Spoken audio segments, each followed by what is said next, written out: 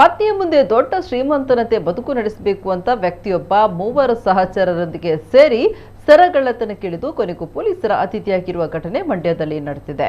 36 ವರ್ಷದ ಗುರುಪ್ರಸಾದ್, 20 ವರ್ಷದ ರೋಹಿತ್ ಮತ್ತು ಮಾದೇಶ, 19 ವರ್ಷದ ನಂಜೇಗೌಡ ಬಂಧಿತ ಆರೋಪಿಗಳು.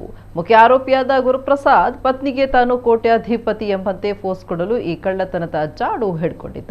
ಆದರೆ ಕಳೆದ 1 ವರ್ಷದ ಹಿಂದೆಯಷ್ಟೇ ಕೌಟುಂಬಿಕ ಕಲಹದಿಂದಾಗಿ ಇದನ್ನ ಪತ್ನಿ ಆತ್ಮಹತ್ಯೆಗೆ ಶರಣಾಗಿದ್ದಾಳೆ. ಇದರಿಂದಾಗಿ ಆಘಾತಕ್ಕೊಳಗಾಗಿದ್ದ ಗುರು ಈ ಕಳ್ಳತನ ಮಾಡುವುದನ್ನು ನಿಲ್ಲಿಸಿದ್ದ. ಆದರೆ ಈತನ ಸಹಚರರು ಮಾತ್ರ ತಮ್ಮ ಹಳೆ ಚಾಳಿಯನ್ನ ಮುಂದುವರೆಸಿದ್ರು. ಮಾರ್ಚ್ 30ರಂದು ಜಮೀನಿನ ಬಳಿ ಒಂಟಿಯಾಗಿ ನಡೆದು ಹೋಗ್ತಾ ಇದ್ದ ಮಹಿಳೆಯೊಬ್ಬರನ್ನ ಟಾರ್ಗೆಟ್ ಮಾಡಿ ಈ ಗ್ಯಾಂಗ್ ಚಿನ್ನದ ಸರವನ್ನ ದೋಚಿ ಪರಾರಿಯಾಗಿತ್ತು. ಈ ಬಗ್ಗೆ ಪ್ರಕರಣ ದಾಖಲಾಗಿದ್ದು ಆರೋಪಿಗಳ ಪತ್ತೆಗಾಗಿ ಪೊಲೀಸರ ವಿಶೇಷ ತಂಡವನ್ನು ರಚಿಸಲಾಗಿತ್ತು. ಘಟನಾ ಸ್ಥಳದ ಸುತ್ತಮುತ್ತಲಿನ ಸಿಸಿಟಿವಿ ದೃಶ್ಯದ ಆಧಾರದಲ್ಲಿ ರೋಹಿತ್ ಮತ್ತು ನಂಜೇಗೌಡನನ್ನ ಪೊಲೀಸರು ವಶಕ್ಕೆ ಪಡ್ಕೊಂಡ್ರು.